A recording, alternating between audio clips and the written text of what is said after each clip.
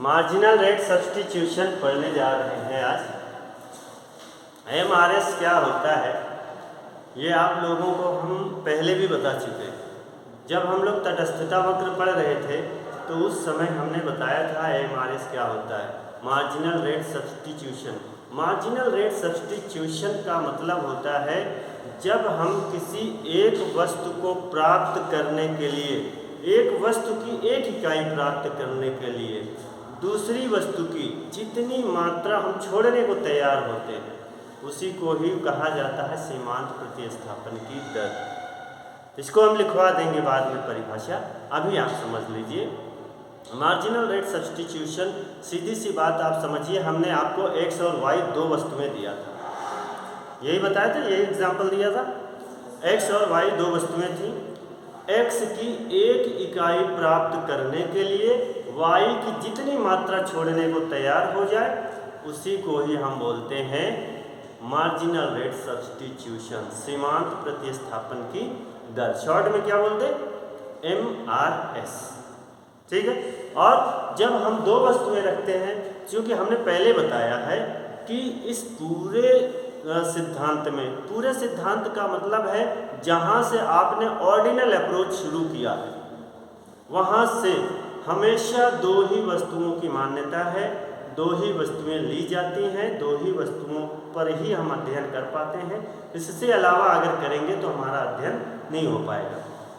जबकि आप सोचो अगर थोड़ा सा पीछे जा करके तो आपने कार्डिनल अप्रोच पढ़ा था, यानी संख्यावाचक दृष्टिकोण, तो उसमें कहा गया था कि कई वस्तुएं हो सकती हैं, है ना। कार्डिनल अप्रोच का सूत्र क्या था, या संतुलन का क्या था, MUX/PX equal to MUY/PY equal to MU/Z/PZ equal to income. यही था ना। मतलब ये हमारा संतुलन बता रहा है, और ऐसे कई बहुत सारे हो सकते हैं, ये जो है ऐसे कई सारे हो सकते हैं। और फिर बराबर इनकम, यानी इनकम भी बराबर होनी चाहिए, इनकम से ज़्यादा आप खर्च नहीं कर पाएंगे। वस्तुएं कई हो सकती हैं, लेकिन यहाँ की जो मान्यता है, यहाँ की मान्यता है कि आप दो वस्तुओं से ज़्यादा नहीं ले सकते हैं। तो दो वस्तुओं से ज़्यादा नहीं ले सकते। हमने आपको हमेशा x और y दो वस्तुएं दिखाया है, तो हम चलते हैं एग्जाम्पल ले लेते हैं। पहले आप देखो, हम अर्थशास्त्र को चार तरीके से पढ़ते हैं ना। एक, पहले हम उसकी परिभाषा पढ़ते हैं, दूसरा मैथमेटिकल, है ना, गणितीय तरीका यानी सूत्र, तीसरा टेबल बनाते हैं, और चौथा ग्राफिकल रिप्रेजेंटेशन यानी ग्राफ के तरीके से उसको समझते हैं। तो हमने पहला कंप्लीट कर दिया कि हम एक वस्तु की एक इकाई प्राप्त करने के लिए y वस्तु की या दूसरी वस्तु की जितनी मात्रा छोड़ने को तैयार होते हैं, इसी दर को ही सीमांत प्रतिस्थापन की दर कहा जाता है। अब इसी को सूत्र रूप में कैसे लिखते हैं,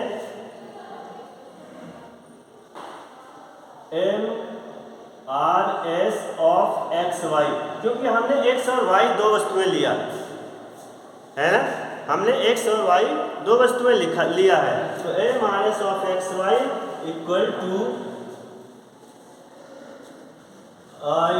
हो गया delta y upon delta x, और ये रहेगा minus delta y upon delta x। अब यहाँ पे हम अभी आपको डेल्टा क्या है वो भी बताएंगे, माइनस क्यों आ रहा है वो भी बताएंगे। ठीक है। अब तो ये सूत्र आपको याद करना है, MRS of XY equal to minus delta y upon delta x। और ये क्यों आ रहा है ये हम आगे अभी समझ लेंगे, है ना। ठीक है। तो दो तरीका हो गया, तीसरा तरीके पे चलते हैं, इसको टेबल बना के देखते हैं। तो टेबल बनाते हैं,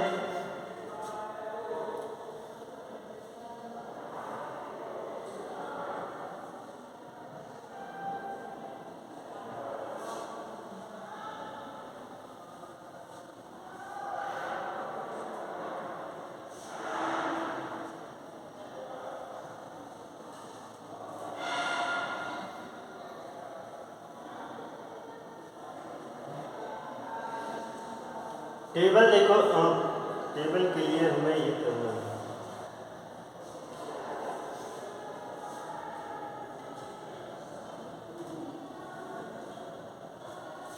और सब चला गया, कोई बात नहीं, इतना तो आपको आ ही गया ना सूत्र तक, ठीक है। अब उसके बाद हम टेबल के रूप में देखते हैं इसको।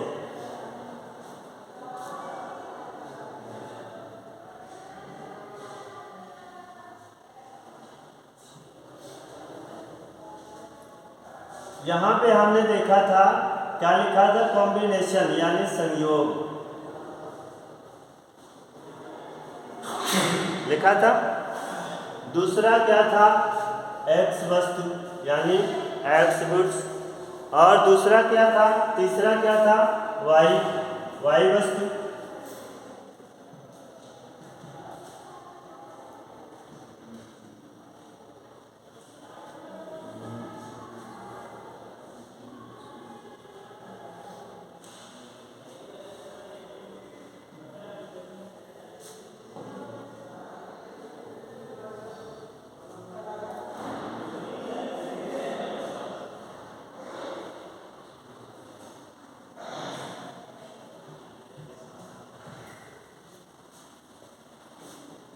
कॉम्बिनेशन एक्स वस्तु वाई वस्तु, और ये था हमारा MRS।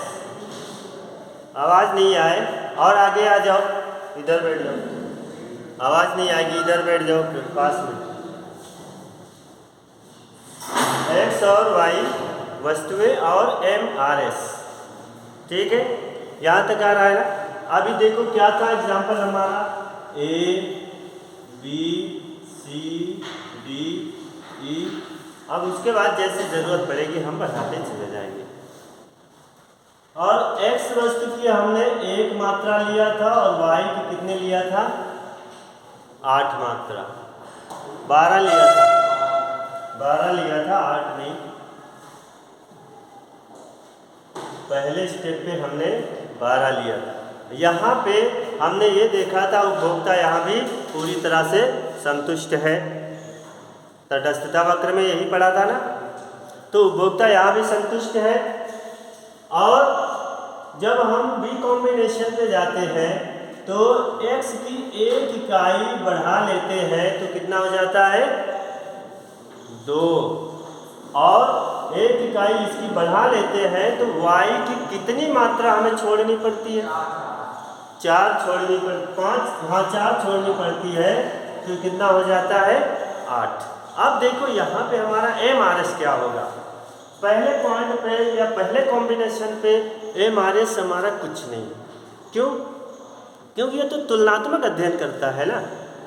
ये आपको ये नहीं बताता कि किसमें कितनी उपयोगिता है, बल्कि ये बताता है कि जो उपयोगिता है वो दोनों में कितना अंतर है, अर्थात किसमें ज़्यादा है किसमें कम है, केवल तुलना करता है। यही पढ़ा था ना पीछे। आप लोग बिल्कुल नहीं बोलते, ऐसे लगता है जैसे कि कभी पढ़ा ही नहीं, या तो हमारी आवाज़ क्लियर नहीं आ रही है, आ रही है, नहीं आ रही, आवाज़ क्लियर नहीं आ रही, और पास में आ जाओ ना, और पास में बैठो, यहाँ पे आ जाओ, बिल्कुल इस पे बैठ जाओ, इसको थोड़ा पीछे करके पैर लटका के बैठ जाओ।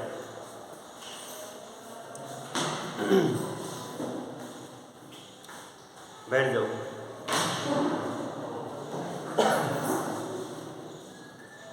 देखो यहाँ पे हमारा MRS कुछ नहीं बनेगा, क्यों, क्योंकि ये तो पहला पॉइंट है। जब तुलना ही किसी से नहीं हो पा रही है तो हमारा MRS कैसे बनेगा। लेकिन जब हम बी कॉम्बिनेशन पे जाते हैं तो बी कॉम्बिनेशन पे MRS हमारा होता है, और इसका सूत्र हमने क्या लिखा था, उसी से बताओ, MRS बराबर delta minus delta y upon delta x, यही सूत्र है। तो यहाँ पे हमें डेल्टा वाई को ऊपर रखना है और डेल्टा एक्स को नीचे रखना है। तो डेल्टा वाई कितना, 4:1, हम इसको 4:1 लिखें या 4/1 लिखें, एक ही बात है ना, इतना तो जानते ही होंगे। ठीक है, अब चलो ये हमारा AMRS निकलता जा रहा है। जब हम C कॉम्बिनेशन पे पहुंचते हैं तो x की एक इकाई और बढ़ा लेते हैं, 3 हो जाती है। तो अब हमें उसके बदले में कितना छोड़ना है? 3 छोड़ना है। कितना हो जाएगा? 3:1 आ रहा है ना? है? नहीं, घटते क्रम में जाएगा। अच्छा, हाँ, यहाँ पे हो जाएगा आपका 5, क्योंकि ये 5 हो जाएगा, 3 कम होगा तो ये 5 हो जाएगा। गुड। डी पे चलते हैं, डी कॉम्बिनेशन पे एक इकाई और बढ़ाते हैं, 4 हो गया। अब y की मात्रा कितनी छोड़ेगा? 2 छोड़ेगा, क्योंकि उपयोगिता ह्रास नियम पर यह सिद्धांत काम कर रहा है। बंद कर दो। जो इसको क्या लिखते हैं? 2:1। ठीक है,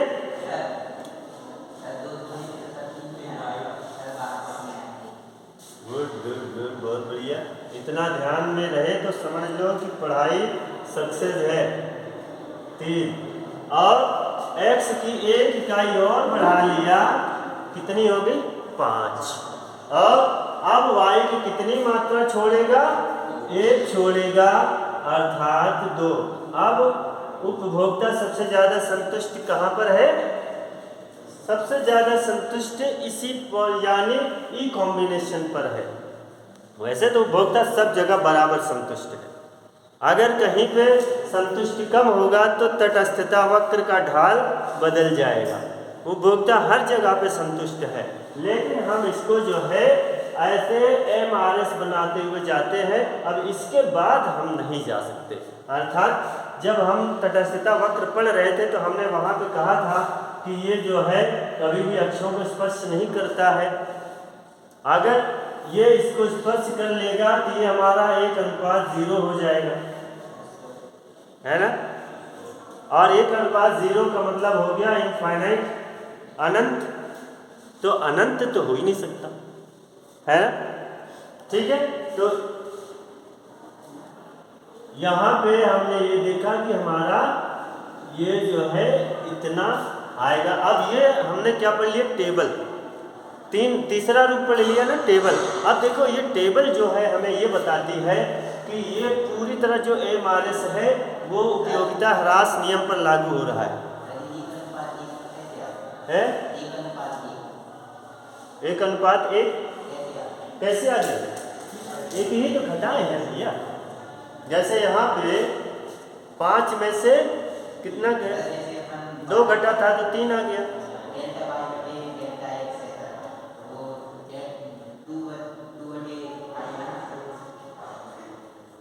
इसको 2/5 आना चाहिए।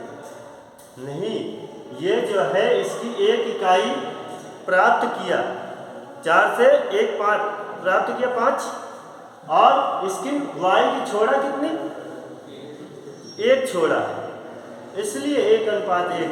यानी 1, यही तो हम पढ़ रहे हैं ना, जो हमारा AMRS कह रहा है, सीमांत प्रतिस्थापन की दर कह रहा है, वो यही तो कह रहा है ना।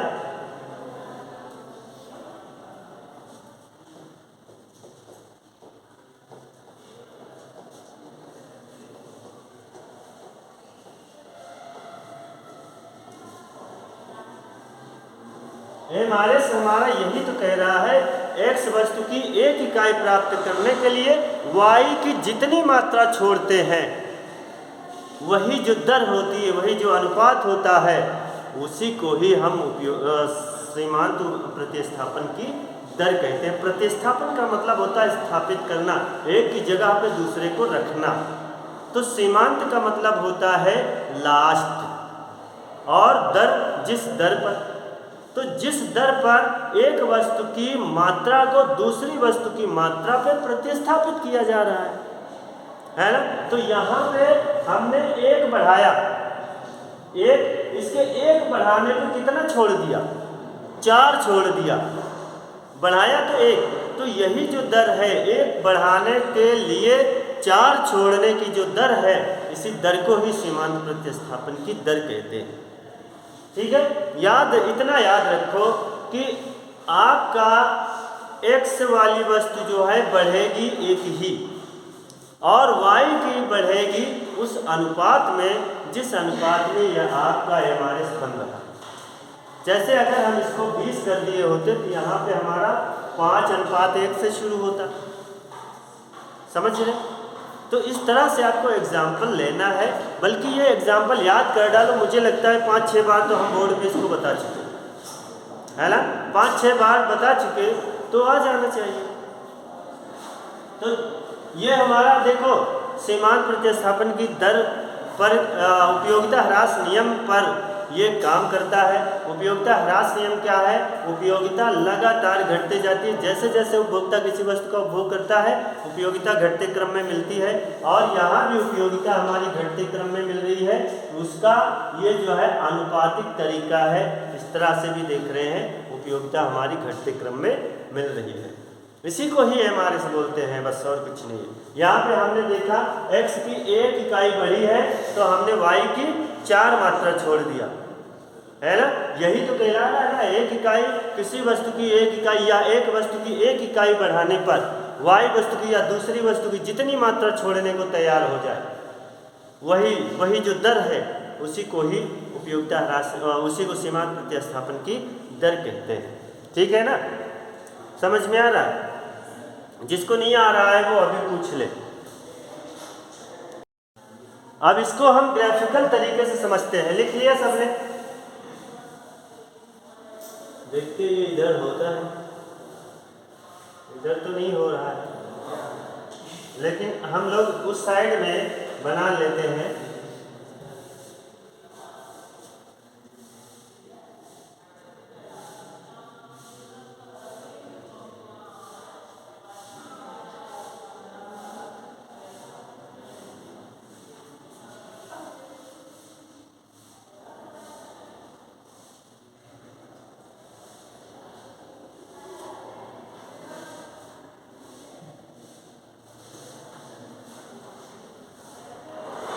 ये देखते हैं आपको, ये एक्स एक्सिस दिया गया है और ये वाई अक्ष है, ये आपका ओरिजिन पॉइंट है ना, मूल बिंदु है। हम इसी को इस पे दिखाना चाह रहे हैं। हालांकि आप लोगों ने तटस्थता वक्र देख लिया है, तो हम डायरेक्ट तटस्थता वक्र इस पे बना देते हैं। ये आपका तटस्थता वक्र है, यही है ना। इसको हम क्या बोलते हैं? IC indifference curve. यार सब लोग नहीं बोल रहे, ऐसे लग रहा है जैसे सारी जिम्मेदारी एक लड़के ने उठा रखी है, वही उसी को पढ़ना है और किसी को नहीं पढ़ना। देखो अगर नहीं पढ़ना है तो कोई बात नहीं, लेकिन ना हंसो ना इनसे उनसे बातें करो, शांति से बैठो। सब जिसको समझना वो तो समझ ले। चलो, ये इंडिफरेंस कर्व है, हमें यही देखना है। 4:1 हमने एक बात बताया था, ये माइनस इसमें क्यों है और डेल्टा क्या है, डेल्टा एक्स क्या है, ये डेल्टा क्यों लगा है ना। इस बात को हमने कहा था बताएंगे, तो कैसे क्या बताना है। पहली बात तो देखो एक्स में परिवर्तन, ये जो है परिवर्तन की बात को बताता है। और परिवर्तन यानी जब डेल्टा हो तो समझ लो परिवर्तन है, चेंजनेस है। ठीक है, परिवर्तन है।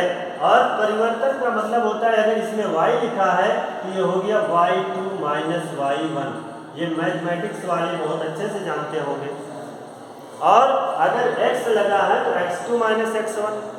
तो अगर हम यहाँ पर करेंगे तो जैसे y2 माइनस y1 है, y2 हमारा ये है 8 और y1 कितना है 12 माइनस 12, और आंसर कितना आएगा माइनस 4 आ जाएगा। आंसर हमारा कितना आ जाएगा -4। ठीक है, आंसर कितना आ जाएगा? -4। और ये अगर हम x में परिवर्तन को देखते हैं तो x में परिवर्तन क्या होगा? x2 माइनस x1, ऐसे लिखेंगे। और ये 2 माइनस 1 बराबर कितना हो गया? 1। और ये आया धनात्मक, आया धनात्मक। अब हम इसको इस सूत्र में अप्लाई कर देंगे तो कितना आ जाएगा? डेल्टा y हो गया -4 और डेल्टा x हो गया +1। और इसको हम अगर लिखेंगे फाइनली तो लिख देंगे -4/1, ये हमारा आ जाएगा। तो ये जो माइनस लगा है, आपने इस माइनस को देख लिया ना, समझ गए?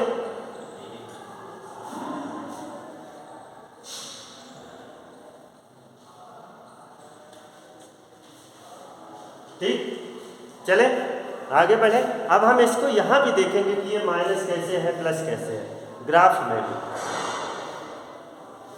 ग्राफ में देखते हैं, ये है हमारा, ये y वस्तु है और ये x वस्तु है। ये सब हम बहुत पहले से जान रहे हैं, पहले से जानते हैं। तो और अब हमें देखो, ये वाला पॉइंट है हमारा y का 12, ये क्या है? y का 12 है और